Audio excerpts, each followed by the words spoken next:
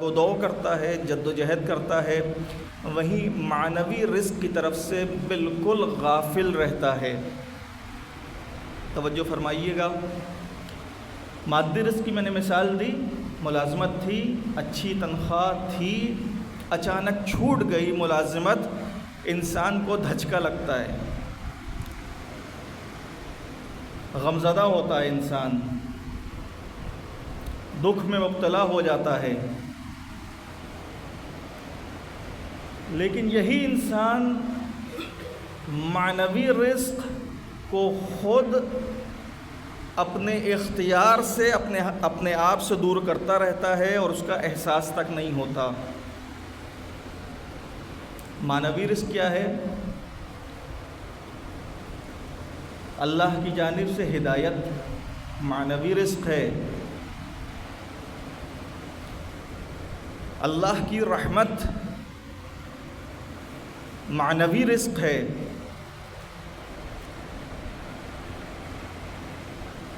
حضرات محمد وآل محمد علیہم الصلاۃ والسلام، اللہم صل علی محمد وآل محمد، اور ان ذوات مقدسہ کی جانب سے علم اور ہدایت کا نور معنوی رزق ہے۔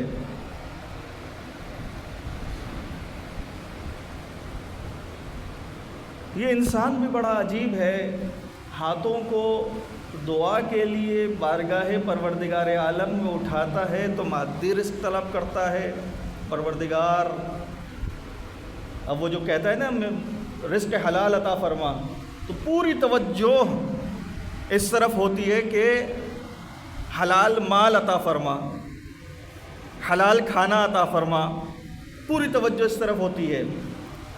پروردگار اچھی ملازمت عطا فرما، پروردگار صحت عطا فرما، پروردگار اچھا گھر عطا فرما۔ اب یہ جتنی دعائیں ہم کرتے ہیں ساری مادی رزق کے لیے دعائیں کر رہے ہوتے ہیں، معنوی رزق کے لیے بہت کم دعائیں کرتے ہیں، پروردگار ہماری ہدایت فرما۔ کتنی مرتبہ یہ دعا کی جاتی ہے، پروردگار ہمارے نور کو، ہمارے قلب کو علم و ہدایت کے نور سے منور فرما۔ یہ دعا کب کی جاتی ہے؟ بہت کم، بہت کم۔ اکثر و بیشتر یہی دیکھنے میں آتا ہے کہ انسان معنوی رزق کو خود دور کرتا ہے یا معنوی رزق سے خود دور ہو جاتا ہے،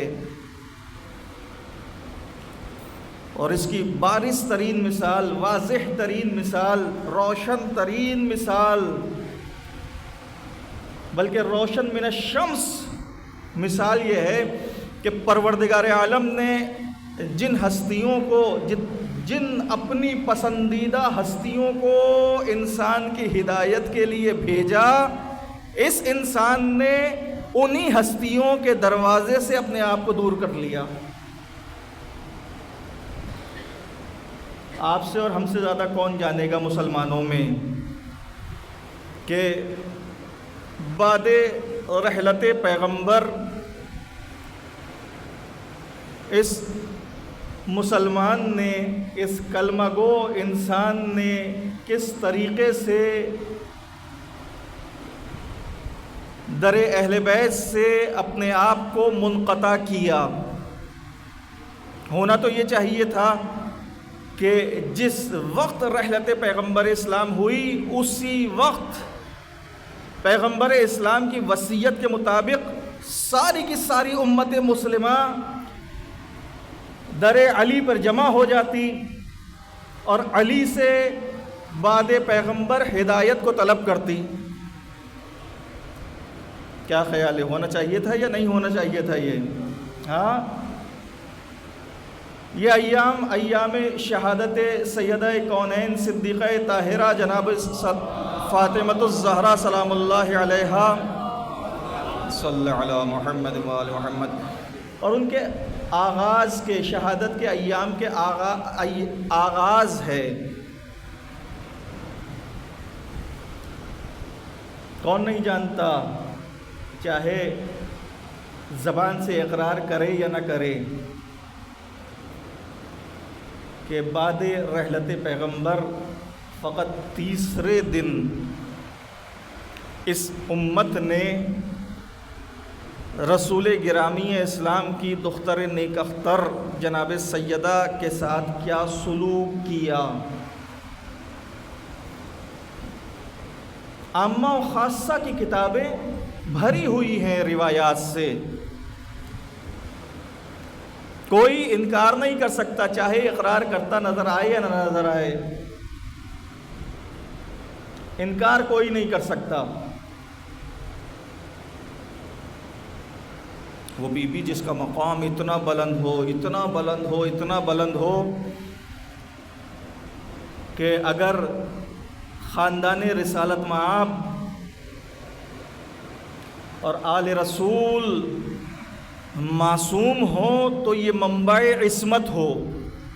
توجہ فرمائیے گا، منبع عصمت میں ایسے ہی نہیں کہہ رہا ہوں، منبع جہاں سے خزانہ نکلے، منبع آپ کہتے ہیں جہاں سے چشمہ پھوٹتا ہے، پانی زمین سے ابلتا ہے۔ عصمت کا خزانہ جہاں سے نکلا ہو، کیسے؟ 11 امام جس بی بی کے فرزند ہوں اور وہ معصوم ہوں تو وہ منبع نہیں ہوگی، منبع عصمت؟ ہاں، اور فقط یہی نہیں، یعنی اپنے والد گرامی جناب رسالت مآب صلی اللہ علیہ وآلہ وسلم، صلی علی محمد وآل محمد وعجل فرجہم، یہ بی بی اپنے والد ماجد کے لیے اس قدر شفیق اور مہربان، شفقت کا عالم یہ تھا، محبت کا، مہربانی کا عالم یہ تھا کہ اپنے والد ماجد کو اپنے ہاتھوں سے نوالے توڑ توڑ کے کھلاتی تھی۔ باپ کو تو دیکھا ہے زمانے میں کہ باپ نوالے توڑ کے اولاد کو کھلائے، ہاں، اولاد اگر باپ صحت مند ہو تو کب نوالے توڑ توڑ کے اولاد باپ کے منہ میں رکھتی ہے؟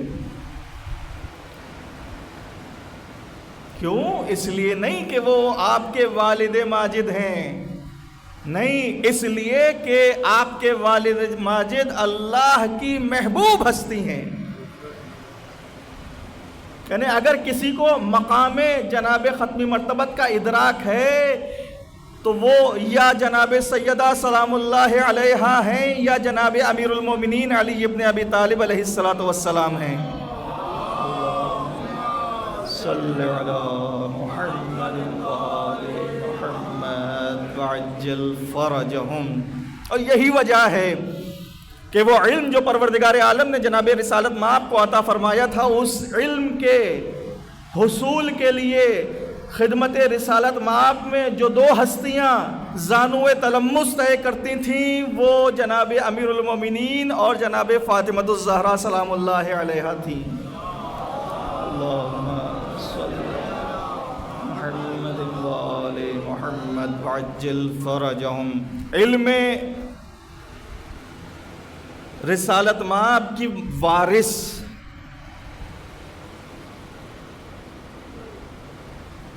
تو اتنی شفیق اپنے والد ماجد پر کہ خود رسالت مآب نے جو کلام نہیں کرتے مگر یہ کہ ان پہ وحی الہی نازل نہ ہو جائے، وہ اس بی بی کو ام ابیہا کا لقب دیں۔ ہاں، یہ ذرا غور طلب لقب ہے۔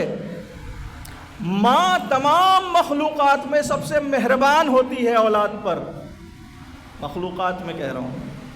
ہاں، باپ کتنی ہی جد و جہد کرے اولاد کے لیے، کتنی ہی محنت کرے، ماں کا مقام نہیں پا سکتا۔ کسی شخص نے پیغمبر اسلام سے سوال کیا، اے اللہ کے محبوب نبی، میں چاہتا ہوں کہ کسی کے ساتھ نیکی کروں، کس کے ساتھ نیکی کروں؟ اللہ کے نبی نے ارشاد فرمایا، اپنی ماں کے ساتھ نیکی کر۔ ہاں، اچھا، پھر اس کے بعد دوبارہ دریافت کیا کہ اے اللہ کے نبی، میں اس کے بعد چاہوں کہ کسی کے ساتھ اچھا رویہ اختیار کروں، نیکی کروں، کس کے ساتھ کروں؟ پھر اللہ کے نبی نے دوبارہ وہی جواب دیا کہ تو اپنی ماں کے ساتھ نیکی کر، دوبارہ بھی ماں کے ساتھ ہی نیکی کر، باپ کے ساتھ نہیں کہا۔ تیسری مرتبہ یہی سوال کیا کہ میں اس کے بعد چاہوں کہ کسی کے ساتھ نیکی کروں تو کس کے ساتھ نیکی کروں؟ پھر اللہ کے محبوب نبی نے وہی جواب دیا، تو اپنی ماں کے ساتھ نیکی کر۔ اب 3 مرتبہ پوچھنے والے نے پوچھا، تینوں مرتبہ اللہ کے نبی نے ایک ہی جواب دیا۔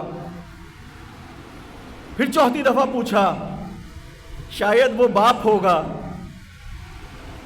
جبھی تو پوچھ رہا ہوگا کہ اس کے بعد میں چاہوں کہ کسی کے ساتھ نیکی کروں تو کس کے ساتھ کروں؟ تو پھر اللہ کے نبی نے چوتھے مرحلے میں جا کے ارشاد فرمایا، تو اپنے باپ کے ساتھ نیکی کر۔ علیکم السلام۔ اب آپ دیکھ رہے ہیں کہ اللہ کا نبی جو کلام نہیں کرتا بغیر وحی الہی کے، وہ ماں کے ساتھ نیکی کرنے کو کس طریقے سے بیان کر رہا ہے۔ اس کا مطلب یہ ہے کہ ماں کا مقام و منزلت بہت ہی بلند ہے۔ کس کے نزدیک؟ اللہ کے نزدیک۔ کس کے نزدیک؟ اللہ کے آخری نبی کے نزدیک، سرور انبیاء کے نزدیک، انبیاء کے سردار کے نزدیک۔ اور یہ اللہ کا نبی اس لیے نہیں ارشاد فرما رہا کہ میرے نبی کو اپنی والدہ ماجدہ سے بہت پیار تھا، نہیں، یہ اس لیے ارشاد فرما رہے ہیں کہ ماں کا مقام ہے ہی اتنا بلند۔ اور پھر اپنی دختر نیک اختر کو جو لقب عطا کیا وہ ام ابیہا عطا فرمایا، کہ اپنے باپ کی ماں، یعنی کیا خوبصورت لقب ہے کہ ایک طرف تو ایک خاتون کو بحیثیت ماں ام ابیہا کہنے کے ذریعے سے اللہ کے محبوب نبی نے شرف عطا فرمایا۔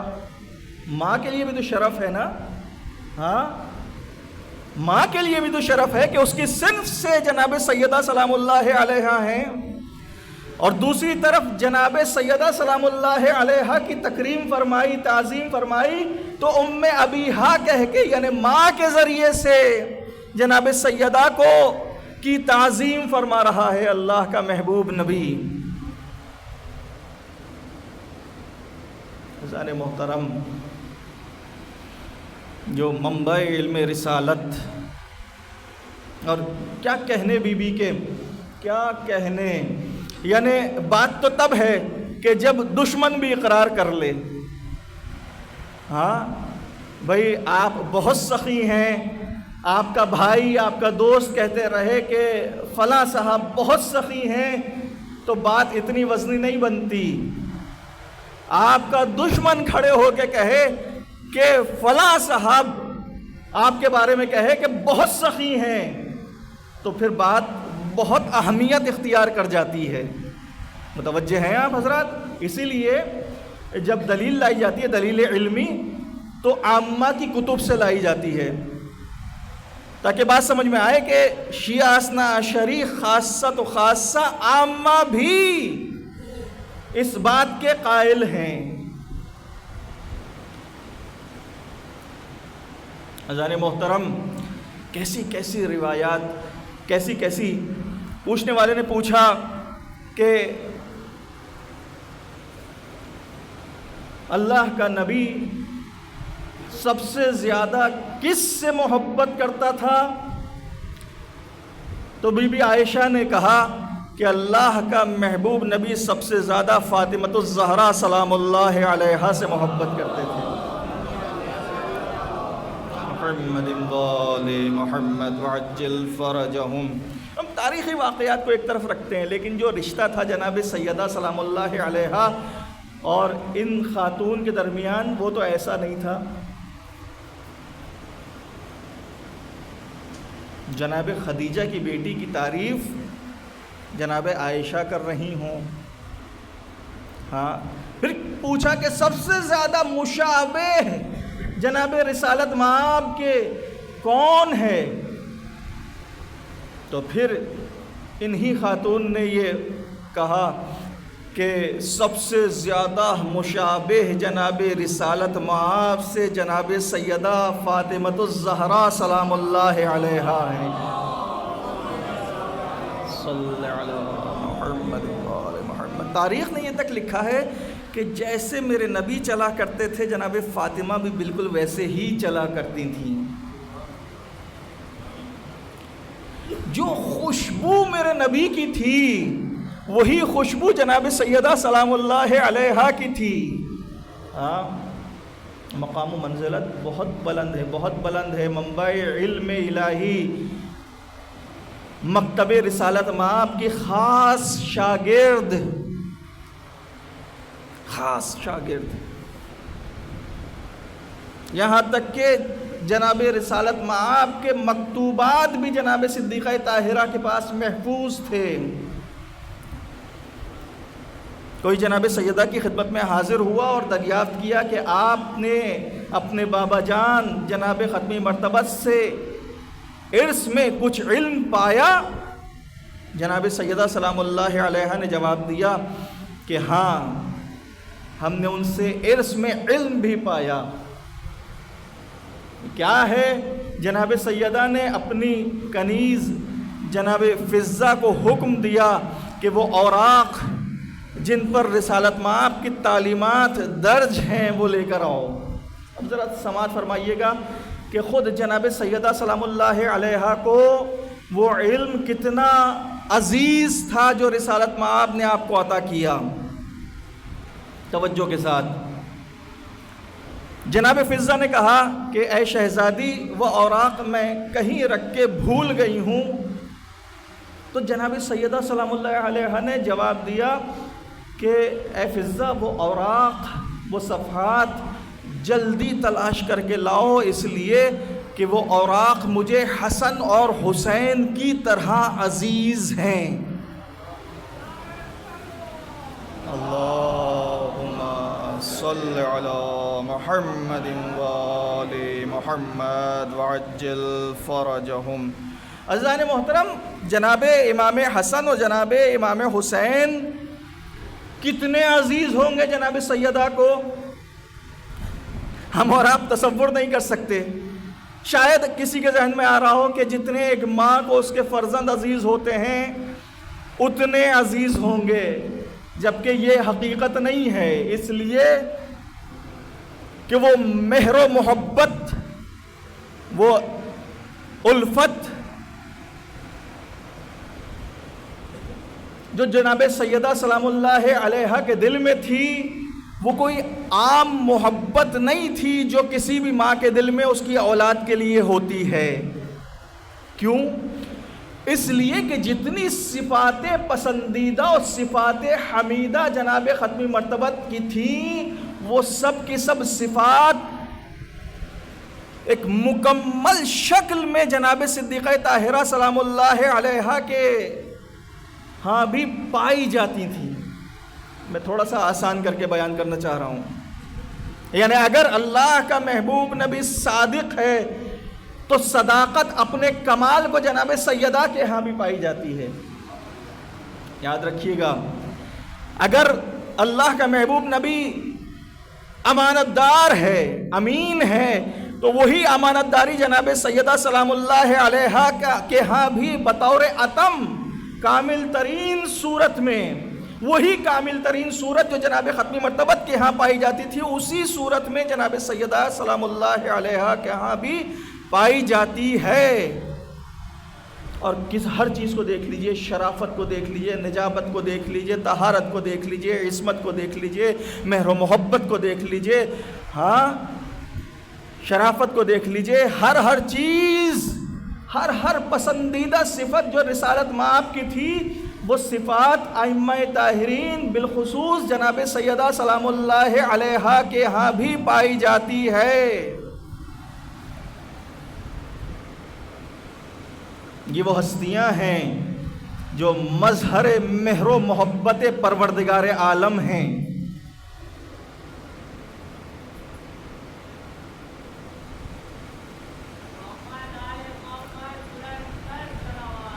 اللہم صلی علی محمد اور وہ دو فرزندان جو امام حسن اور امام حسین کے نام سے موسوم ہیں وہ بھی کوئی عام فرزند نہیں ہیں، وہ بھی وہ بچے ہیں، وہ فرزند ہیں جناب صدیقہ طاہرہ کے جو چادر کسا، جو چادر طہارت کے نیچے جمع ہوئے، کوئی عام اولاد نہیں ہے۔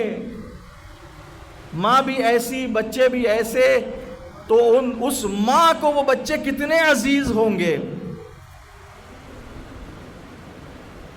اور پھر جناب سیدہ فرما رہی ہیں کہ وہ اوراق جن پر پروردگار عالم کے محبوب نبی کا علم درج ہے، مندرج ہے، وہ مجھے اسی طریقے سے عزیز ہے جس طریقے سے میرے بیٹے حسن و حسین مجھے عزیز ہیں۔ اور پھر میں ان اوراق سے چند جملے آپ حضرات کی گوش گزار کرنا چاہتا ہوں۔ دیکھیے، ایک چیز جس کی طرف ہماری توجہ بہت کم ہوتی ہے وہ یہ ہے کہ جس طریقے سے ہمارا گھر ہمارے لیے سکون کی جگہ ہے، آپ کتنے بھی تھکے ہوئے ہوں، گھر پہنچیں گے سکون حاصل ہوگا، آرام کریں گے، دوسرا دن نمودار ہوگا، تر و تازہ گھر سے باہر نکلیں گے۔ گھر سکون کی جگہ ہے، آرام کی جگہ ہے، چین کی جگہ ہے۔ ہاں، گھر میں جا کے انسان کی ساری تھکن دور ہو جاتی ہے۔ لیکن اگر یہی گھر چین و سکون کی جگہ نہ ہو، گھر میں لڑائی جھگڑے، افراتفری، بے چینی، بد کلامی، بد زبانی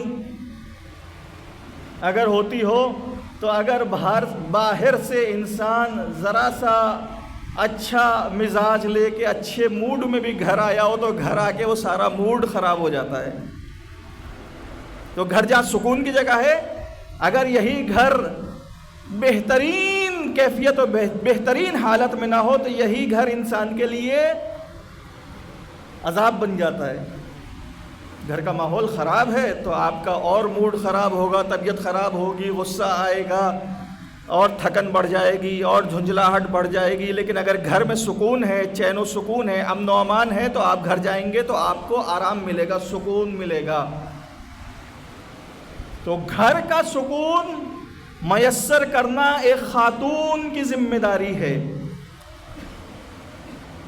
یہاں گھر میسر کرنا مرد کی ذمہ داری ہے، وہاں گھر کا سکون میسر کرنا ایک خاتون کی ذمہ داری ہے۔ اور گھر پرسکون چاہتے ہیں تو اپنے ہمسایوں سے اچھے تعلقات رکھیں۔ اگر ہمسائے سے آپ کا لڑائی جھگڑا چلتا ہے، تنازعہ چل رہا ہے، تو آپ کو گھر میں سکون نہیں ملے گا۔ جناب سیدہ سلام اللہ علیہا نے اللہم صل علی محمد وآل محمد وعجل فرجہم وسہل مخرجہم، ہمسائے کے حقوق کے بارے میں، ہمسائے کا خیال رکھنے کے بارے میں اتنی تاکید فرمائی ہے، اسی لیے کہ اگر ہمسائے سے تعلقات اچھے ہوں گے اور ہمسائے آپ کی مشکل میں کام آئیں اور آپ ہمسائے کی مشکل میں کام آئیں تو گھر سکون کا، چین و آرام کا، چین و سکون کا مرکز بن جائے گا۔ جناب سیدہ سلام اللہ علیہا ارشاد فرماتی ہیں کہ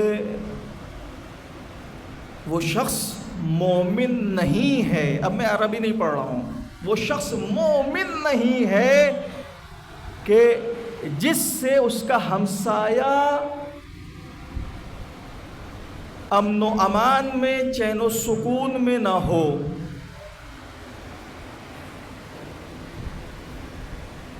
ویسے بھی ہمسائے کے حقوق کے بارے میں بڑی روایات موجود ہیں، یہاں تک کہ بعض اوقات سننے والے یہ گمان کرتے تھے کہ کہیں اللہ کے نبی ہمسائے سے اچھے رویے کے بارے میں تاکید کرتے کرتے ہمسائے کو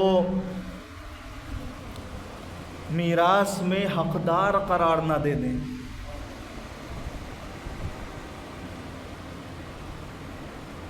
وہ شخص مومن نہیں ہے، مومنین میں سے نہیں ہے جس کا ہمسایہ اب وہ کیا مطلب ہوا اس کا؟ مطلب یہ ہوا کہ اگر کسی کے ہاتھ سے کسی سے اذیت پہنچ رہی ہے ہمسائے کو، پڑوسی کو، تو اللہ کے نبی کی وہ تعلیمات جو جناب سیدہ سلام اللہ علیہا کو تعلیم فرمائیں اور جو اس مکتوب میں درج تھیں اس کے مطابق وہ مومن نہیں رہا۔ اللہ اکبر۔ اور پھر اس کے بعد دوبارہ یہی تاکید فرمائی کہ اگر تم روز آخرت پر ایمان رکھتے ہو تو ہمسائے کے ساتھ اچھا سلوک کرو۔ اچھا سلوک کرے گا انسان تو کیا ہوگا؟ گھر کا ماحول بہتر ہوگا۔ دیکھیے رشتہ دار بہن بھائی تک جو علیحدہ رہتے ہیں وہ بعد میں آتے ہیں، اگر ہمسائے اچھے ہیں، تعلقات ہمسائے سے بہتر ہیں تو آپ کے ہر دکھ درد میں ہمسایہ پہلے پہنچ جاتا ہے۔ اور بالخصوص وہ لوگ جو عرصہ دراز سے ایک ہی محلے میں ایک ہی گھر میں رہتے آئے ہیں، وہ اس کیفیت کو، اس حالت کو بہت اچھی طریقے سے سمجھتے ہیں۔ جان محترم، وقت بہت تیزی سے گزر رہا ہے، بہت سی باتیں جو یہاں پر بیان ہوئی ہیں وہ بیان کرنے اور سننے کی ضرورت ہے۔ مثال کے طور پر اللہ کے محبوب نبی نے جناب سیدہ کے ذریعے سے جو تعلیمات ارشاد فرمائیں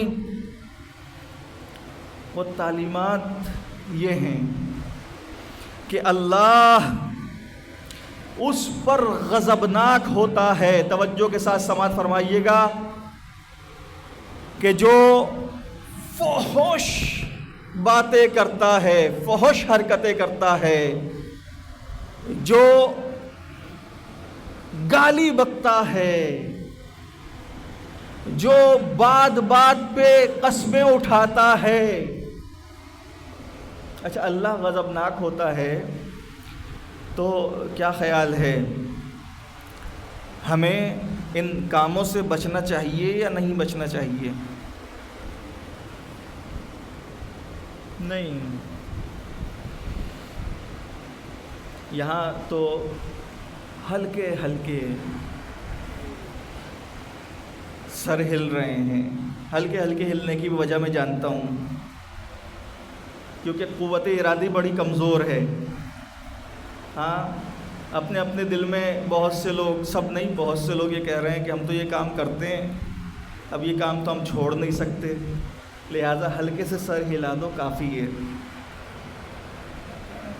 اللہ غضبناک ہوتا ہے۔ کیا ہمارے معاشرے میں فحش گفتگو، فحش کلام نہیں ہوتا؟ میں کتنی مرتبہ یاد دلاؤں اور میں کس کس سے کہوں، اور یقیناً مجھے یقین ہے کہ آپ جیسے پاک و پاکیزہ مومنین بھی لوگوں سے کہتے ہوں گے، لوگوں کو روکتے ہوں گے کہ بیکار کی فحش گفتگو نہ کرو، یہ بات بے بات گالیاں بکنا۔ کل میں گزر رہا تھا یہاں سے، نماز ظہرین پڑھا کے کہیں جا رہا تھا، ایک چوراہے سے جیسے ہی میں نے گاڑی موڑی ہے، 2-3 لوگ کھڑے ہو کے باتیں کر رہے تھے۔ ایک شخص نے ایک ہی جملے میں 2 غلیظ ترین گالیاں دی دوسرے کو۔ دوست تھے وہ، بڑے، ہمارے یہاں دوستی کا معیار بھی یہ ہو گیا ہے۔ دوسرے نے ایسی زور سے قہقہا لگایا، مجھے تعجب ہوا کہ ایک ہی جملے میں اس نے اس کو 2 غلیظ ترین گالیاں، کہ میں کس قسم کی گالیاں تھیں وہ بھی یہاں بیان نہیں کر سکتا، اور دوسرے بے غیرت کو دیکھیے کہ اس نے زور سے ایک قہقہا لگایا۔ اس کا مطلب کیا ہوا؟ اس کا مطلب یہ کہ وہ غیرت، وہ حیا، وہ سب ختم ہو چکی ہے۔ اللہ غضبناک ہوتا ہے، خبردار۔ اچھا وہ کہیں گے آپ کہ مولانا ہم تو نہیں بکتے گالیاں، لیکن میں ذرا سا یاد دلاؤں، کچھ لوگ عادتاً بکتے ہیں، میں نے یہاں بڑے معذرت چاہتا ہوں، میں کسی فرد واحد کو نہیں کہہ رہا ہوں، لیکن میں نے سنا ہے ایسے لوگوں کو بھی کہ جو بڑے دیندار بھی ہیں، نمازی بھی ہیں، پرہیزگار بھی ہیں، سب کچھ ہیں، لیکن جب آپس میں باتیں کر رہے ہوتے ہیں 2-4 دوست گالیاں بک رہے ہوتے ہیں۔ غلط تو نہیں کہہ رہا میں؟ اگر ہم میں سے یہاں جتنے بھی افراد بیٹھے ہیں، اگر 10 افراد کی بھی یہ عادت بنی ہوئی ہے کہ وہ جانے انجانے، جان بوجھ کے، غیر ارادی طور پر مذاق میں، غصے میں، طنز میں، کسی طریقے سے بھی گالیاں بکتے ہیں، تو خدا را رک جائیے، اللہ غضبناک ہوتا ہے۔ اچھا گالیاں تو پھر چلو کچھ کم بکی جاتی ہیں، قسمیں تو بہت کھائی جاتی ہیں، خدا کی قسم، مولا عباس کی قسم، امام حسین کی قسم، جناب سیدہ کی قسم، قسمیں تو بڑی کھائی جاتی ہیں۔ ہم سمجھتے ہیں قسم کھانا بس کوئی بات نہیں، کھاتے رہو، کچھ کھائی تو رہے ہو نا۔ اللہ غضبناک ہوتا ہے۔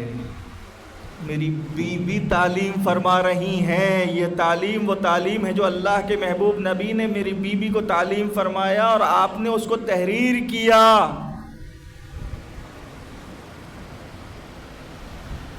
اللہ اکبر۔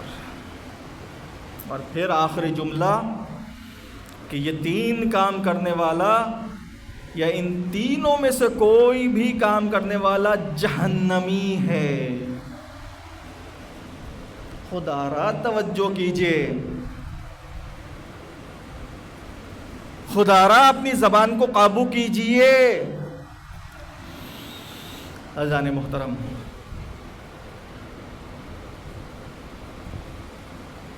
یہ میں نے چند جمعے پہلے کسی خطبے میں یہ عرض کیا تھا کہ مسلسل یہ چیزیں انسان کی غیرت و حمیت کو اور اس کی عفت و پاک دامنی کو ختم کر دیتی ہیں۔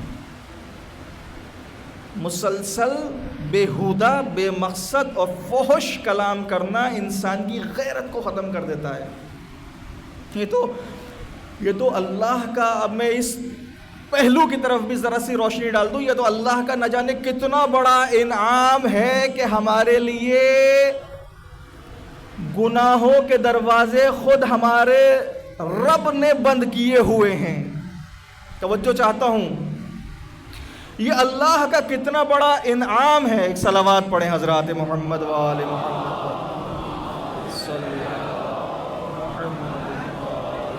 محمد عجل فرجہ۔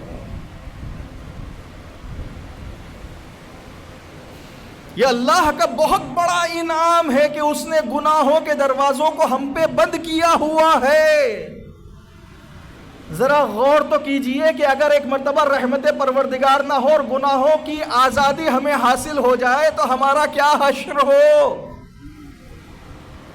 ہاں، آپ رشوت نہیں لیتے، چونکہ پروردگار عالم نے رشوت لینے کا دروازہ آپ پر بند کیا ہوا ہے۔ اگر آپ کو پروردگار عالم کوئی ایسا عہدہ، کوئی ایسی پوسٹ عطا فرما دے جہاں بیٹھ کر آپ رشوت لے سکتے ہوں اور آپ کو بڑی بڑی آفر ہوتی ہو، تو اس وقت پتہ چلے گا، ہمارا امتحان اس وقت ہوگا۔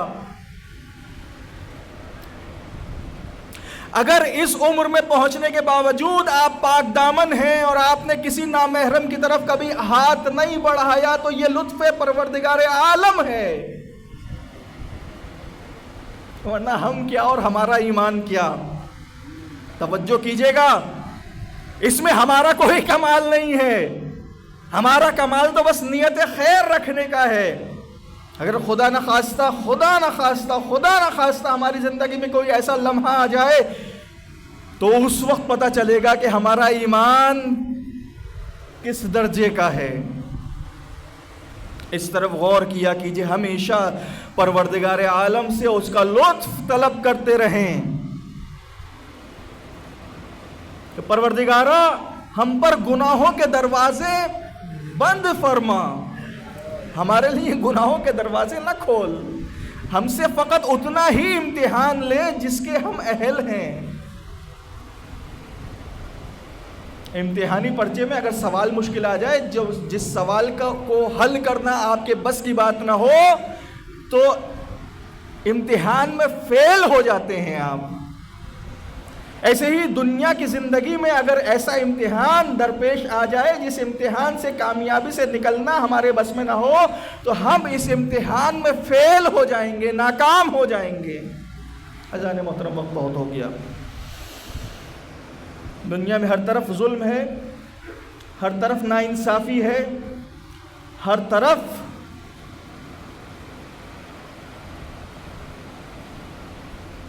مومنین مشکلات کا شکار ہیں۔ حتیٰ ہمارے ملک میں بھی پارا چنار کے حالات دیکھ لیجئے، راستے بند پڑے ہیں، نہ اجناس خورد و نوش کی رسائی ہے، نہ ادویات پہنچ پا رہی ہیں،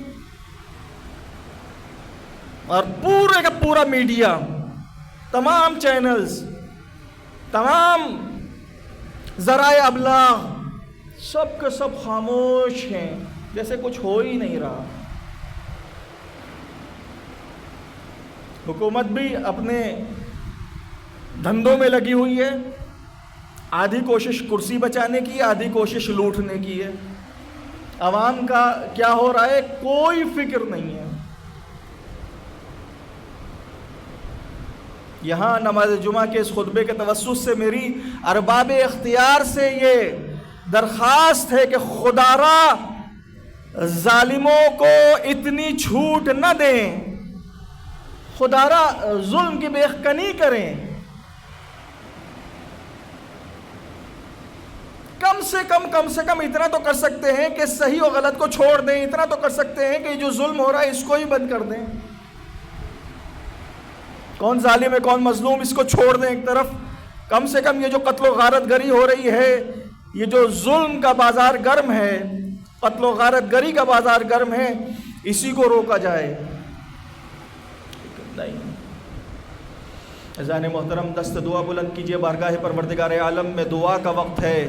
روز جمعہ رو بقبلہ باوضو بارگاہ پروردگار عالم میں عبادت کے لیے آپ حاضر ہوئے ہیں۔ دعا کیجئے پروردگار تو یہ واسطہ حضرات محمد و آل محمد کا، اس دنیا میں جہاں کہیں ظلم ہو رہا ہے اس ظلم کو نیست و نابود فرما، پروردگار ظالموں کو نیست و نابود فرما۔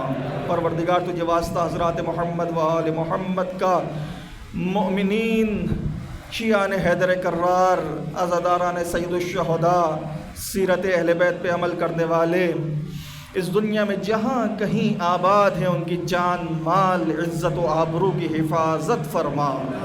پروردگار تو یہ واسطہ حضرات محمد و آل محمد کا، ہمیں سیرت ائمہ طاہرین پہ چلنے کی توفیق عطا فرما۔ پروردگار تو یہ واسطہ حضرات محمد و آل محمد کا، جو مومنین بیمار حال ہیں انہیں شفاء کاملہ و عاجلہ عطا فرما۔ پروردگار تو یہ واسطہ حضرات محمد و آل محمد کا، جو بچے امتحانات دے رہے ہیں انہیں کامیابیاں عطا فرما، جو بے گناہ اسیر ہیں انہیں رہائی عطا فرما۔ پروردگار جو بے روزگار ہیں ان کو روزگار عطا فرما، جو مرحوم ہو چکے ہیں ان کی مغفرت فرما۔ پروردگار ہمیں روز جمعہ نماز جمعہ کے لیے وقت پر مسجد آنے کی توفیق عطا فرما، بالخصوص وہ مومنین جو بعد میں تشریف لاتے ہیں انہیں وقت پہ آنے کی توفیق عطا فرما۔ پروردگار امام زمانہ علیہ السلام کے ظہور میں تعجیل فرما، ہمیں ان کے مصاحبین میں شمار فرما۔ اللہم فصل علی محمد و آلہ اکثر ما صلیت علی احد من خلقک وعزہ ان افضل و اکرم ما جزیت احدا من انبیائک عن امتہ انک انت العزیز الحکیم۔